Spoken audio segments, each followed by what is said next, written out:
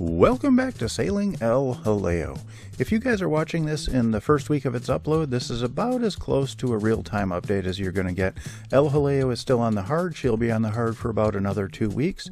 And just this week I got everything, or all of the stores, I should say, loaded up, and I've started stowing that stuff away to prepare for our next 9 months off grid. And once we leave, we try not to pick up any supplies other than, fresh meat, fresh veg, that kind of stuff. And I thought I'd go through a list of everything that we take with us in case someone is preparing for a long journey, some things you might find helpful. So I guess we might as well go ahead and get right into it. Grab a drink, climb aboard, and let's get going.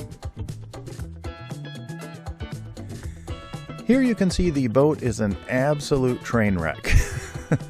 And there's a little bit of method to this madness. So I load everything up on the boat about 2 weeks before the boat is going to go back in the water. And then I spend a couple of days stowing everything away. I need to have everything on board because I section stuff off, and I need to have everything on there before I can organize everything and get it put away. And I do it when it's on the hard because time in the water is very expensive. Delaware City Marina is great. They always give me a couple-day grace period once I get back in the water. Before I leave, they won't charge me. And I don't want to push that because time at a dock is very expensive. I don't know exactly what they charge per day, but I'm guessing it's somewhere in the $60 to $100 range for a boat of my size. So you don't want to spend more time at the dock than you have to. And I can do a lot of this stuff on land, so yeah, I've got to carry everything up a ladder. It's more of a pain in the arse, but if it saves me $200 or $300, then it's well worth it. How hard is it to provision for 9 months off grid? It's really not that hard. We all live our day-to-day lives, and we just extrapolate that out over 9 months. How hard can it be? It is easy to forget stuff, and I've gotten better over the years. And also, obviously, you do have to make modifications. You can't just stop every day on the way home, and pick up fresh veggies. So you do have to make some modifications to what you're going to eat. You do have to kind of plan it out a little bit. But all in all, it's not that difficult. I thought I would cover a bunch of different categories, and the first category is probably my favorite, and that is pickling. I enjoy pickling. I enjoy creating my own mixes. And taking it it's kind of rewarding to have your own produced goods on board with you. And for some reason I can't talk today. I apologize. I've been trying to stumble through this for over an hour now. And today's the first day of NFL football, so I'm a little excited. Fantasy football starts tonight. We've got a whole new season ahead of us before I lose again. So I'm just going to roll with this. This is going to be ugly. I'm going to trip over my speech. See, I just did it again. But I've got some appetizers to make here in a few hours and a football game to watch. So I'm going to power through this. So pickling. This year my mom planted this spring 4 hot cherry pepper plants and 4 habanero pepper plants. I love hot peppers. I add peppers to just about everything. And these 8 plants that she planted have created an absolute bumper crop. Out there are over 50 peppers on one plant. And she has grown hundreds and hundreds of both types of pepper. So we've had tons and tons of peppers. And there is also a neat store here in Wilmington. It's called Produce Junction, and you can get bulk produce there for a reasonable price. Used to be a lot cheaper, but these days everything is going up, so you can't fault them for that too much. But for example, I got 3 pounds of beets, I got 15 pounds of jalapenos, 10 pounds of already peeled garlic. I've got a bunch of cucumbers. Did I say beets? I think it was 3 pounds of beets. And I also got a host of other, a bunch of other types of peppers. And corn. I think I got 24 ears of corn.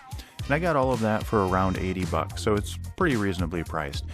And when you're making your own stuff, one of my favorite things is I love to pickle. It's like a corn chow chow. I've seen it sold for in the store. It's got corn, garlic, and I always throw in peppers. And that is a really great mix to put on top of salads. I add it to potatoes. There are two things I really love. I love acidic foods and I love hot foods. So for me, pickled stuff works out really well. And it gives everything, you know, a lot of times when you're eating, you know, like a canned tuna or something, if I can give it a little kick, that really makes everything taste better. So I did put together, this year I have 24 pints of the corn chow chow, and that I add to a lot of stuff. I also have another 24 pints of mostly pepper relish. So that is like a pepper mash in a brine solution. And it makes a great spread. You can put it on sandwiches. You can add it, again, you can add just about anything to potatoes. So I always add peppers to potatoes. And soup, I always add some pepper relish to soup as well. It just gives it a nice kick. And, you know, stuff doesn't have to be bland. So this year I'm taking with about a combined, it's somewhere around 55 pints of pickled stuff. So it'll be the most stuff that I've ever taken with that was pickled. But last year I had a little less than half of that, and I ran out of it within like the first 3 months. So I do go through a lot of it. So I'm really looking forward to that this year. And the largest category is probably the dry and canned goods. So this year I went at this a little bit differently. Normally I'd take a bunch of condiments with me, you know, salad dressings and that kind of stuff.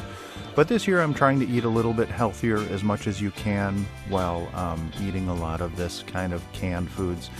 So I tried to cut out a lot of seed oils. I tried to go with olive oils and avocado oils, although that also is an entire gauntlet. If you go down there, I'm not going to get into it. But I did find some authentic olive oil and it's even harder to find some authentic or real naturally processed avocado oil.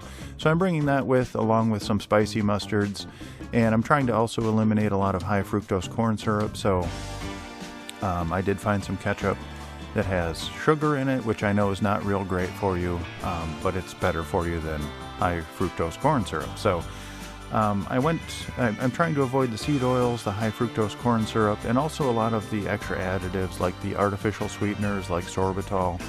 For some reason, a lot of spaghetti sauces have sorbitol in them, and also there's like cottonseed oil in a lot of spaghetti sauces. So I did find ragu. There's one variety of ragu, which I know it's not the best tasting sauce in the world, but it had olive oil in it instead of cottonseed oil. So I went with that. And typically I spice everything up. So the sauce itself isn't really that important. It's just a base.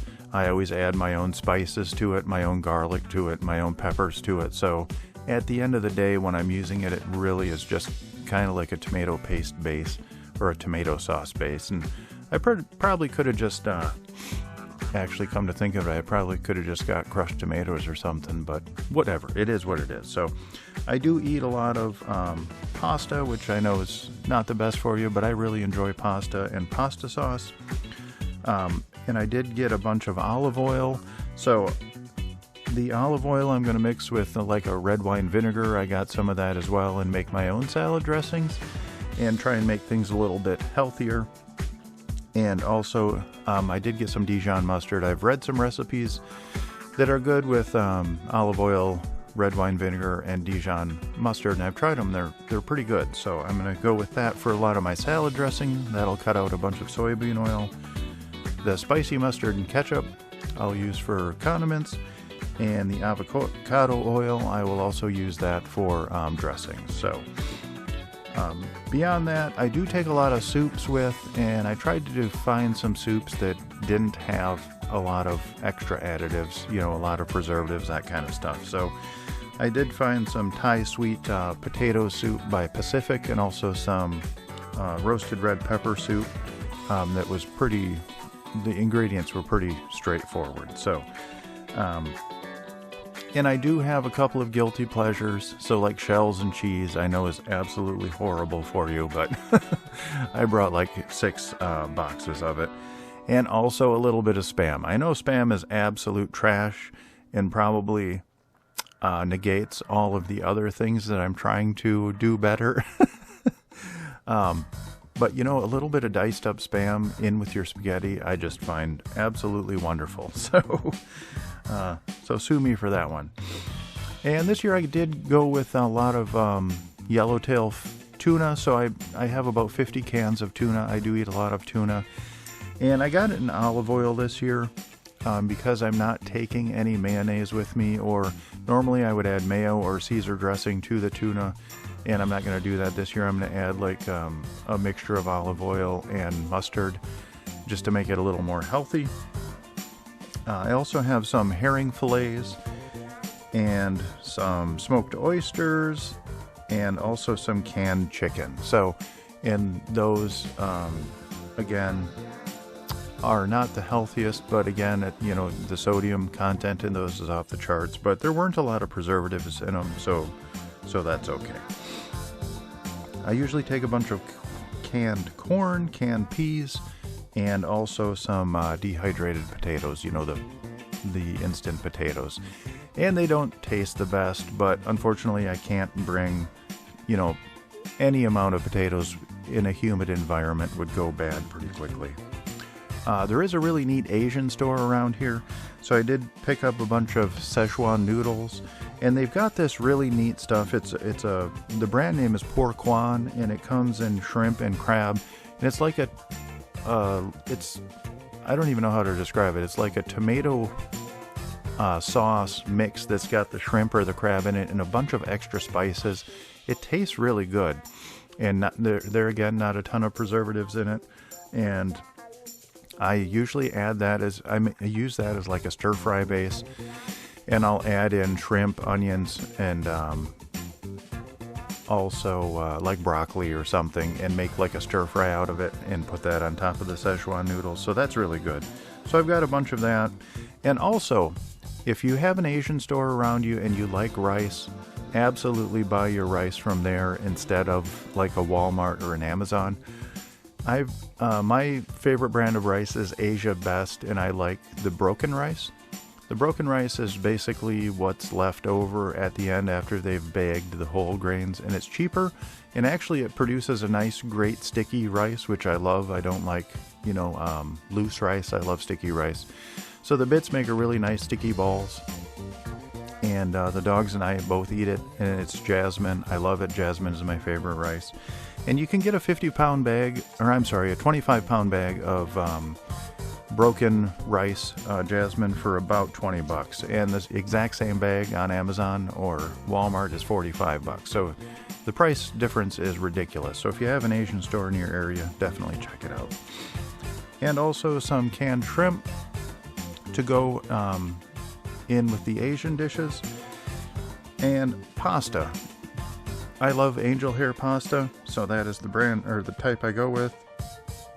And we already talked about the pasta sauce. And one purchase I made that I absolutely love, last year was my first year using it, and it's one of the best purchases I've ever made, and that is a food saver. So if you've got a box of pasta and it's been on a boat that's humid for 9 months, that pasta really doesn't taste the best. It's safe to eat, but you know what? It's just got a funk to it that, from being in a humid environment. So a food saver is a vacuum sealer.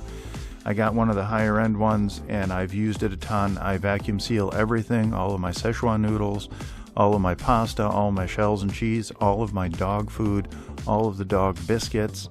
Basically, I've got a bunch of dehydrated foods that I have for backups. I vacuum seal all of that. Basically, everything that's dry, I vacuum seal it, and that really protects the flavor and maintains the freshness of that food. A humid environment is horrible for dried foods. Also, all of the rice, I'm bringing 50 pounds of rice with, and I vacuum sealed all of that as well. Another big thing that I have to worry about or plan for is the puppy dogs. So I do take a ton of dog food. I've got 50 pounds of dry dog food. That's all vacuum sealed. And I do have around 200 cans of canned dog food. The dogs do eat a lot of rice. I usually make rice and peas on the grill with chicken, and we'll all eat that. So I do try and feed them real food, like at least twice a week. When we're traveling, it's a little bit less. Once you've been traveling all day long, you don't want to drag out the grill and make that stuff. But once we get to Florida, at least 2 or 3 times a week, we're going to eat normal food or human food. and also a bunch of treats. So if they don't get their daily treats, the dogs basically mutiny. I almost got thrown over last year, overboard.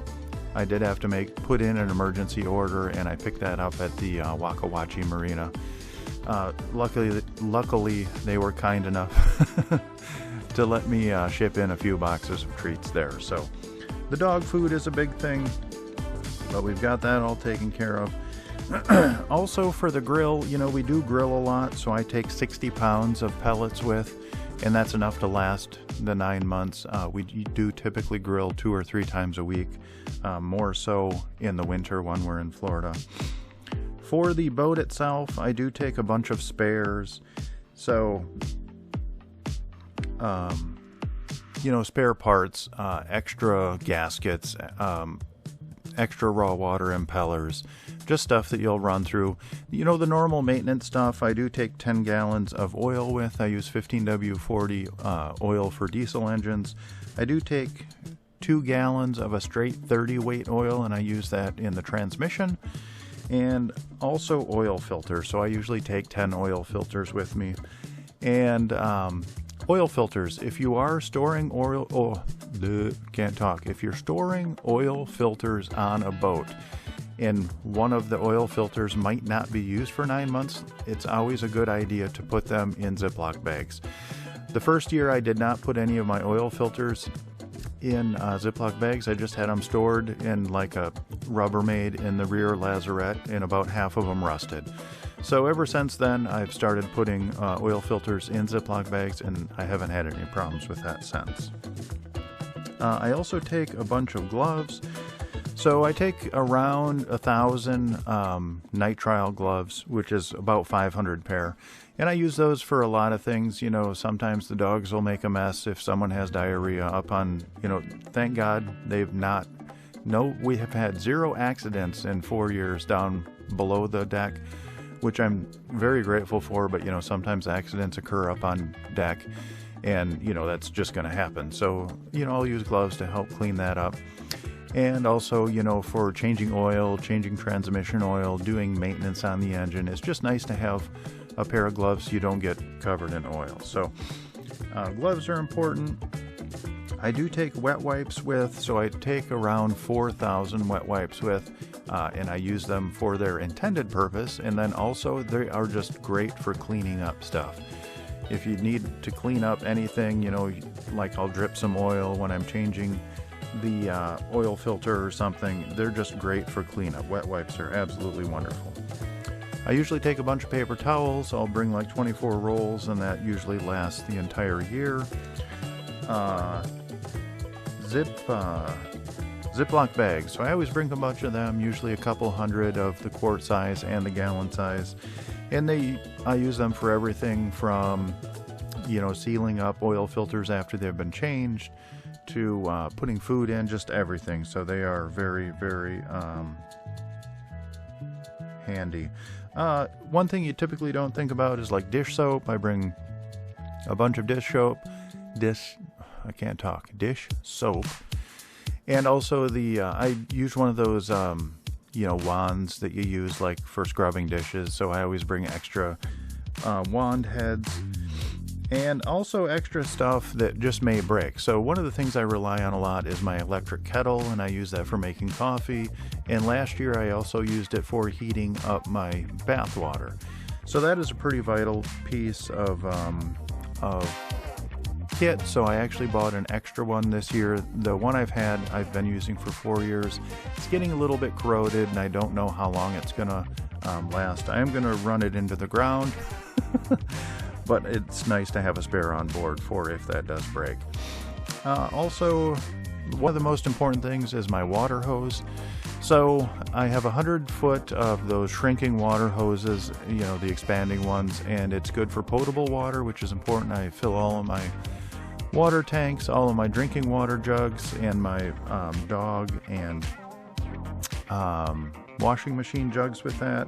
So I bought an extra water hose this year too, just in case that breaks. I've had that for 2 years now, and you never know. So, and then spare engine parts we covered. Let's see, and also just a bunch of snacks. So I guess I probably should have covered this in the food section, but I have some leftover granola bars from last year. Not the healthiest thing, but I'm going to eat them up since I've got them.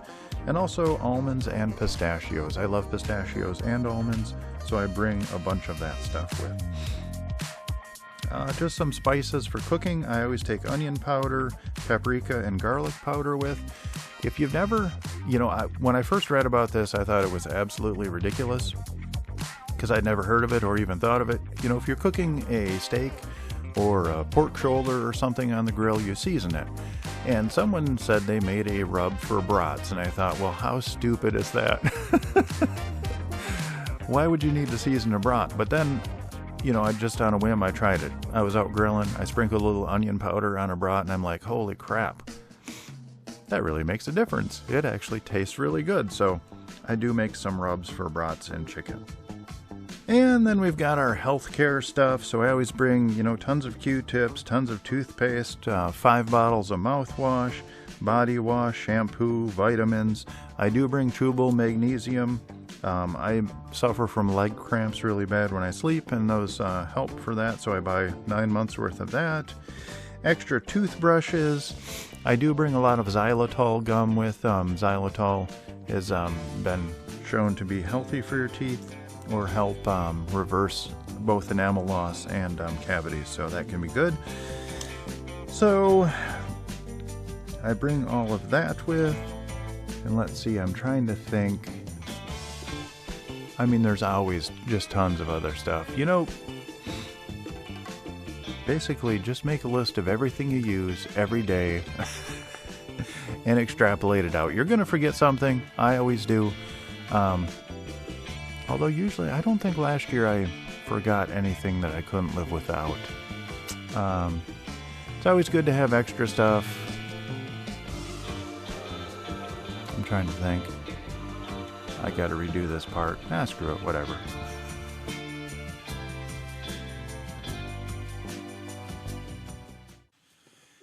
And that's all we have time for this week. I would like to give a massive shout out to my Patreon crew. Without your guys' support, I wouldn't make these videos. And my Patreon crew is Joan and Juddy Judnick, Val and Chris Alcorn, Denise and Eli Sackett, Sherry Erickson, Deb Shaw, Matthew Spotton, Peter Allen, and Natalie Linehan. Thank you guys so very much. Your support really means the world to me. I do have one legacy patron member, and her name is Joan Linbo. Unfortunately, she has passed on, but she lives on in our hearts forever. We really miss you, Joan.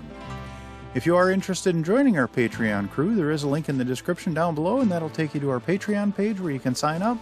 And there are hundreds, literally hundreds of extra videos and photos of our travels, and I try and keep everything there up to date and post at least once or twice a week, so it gives you a little peek behind the curtain.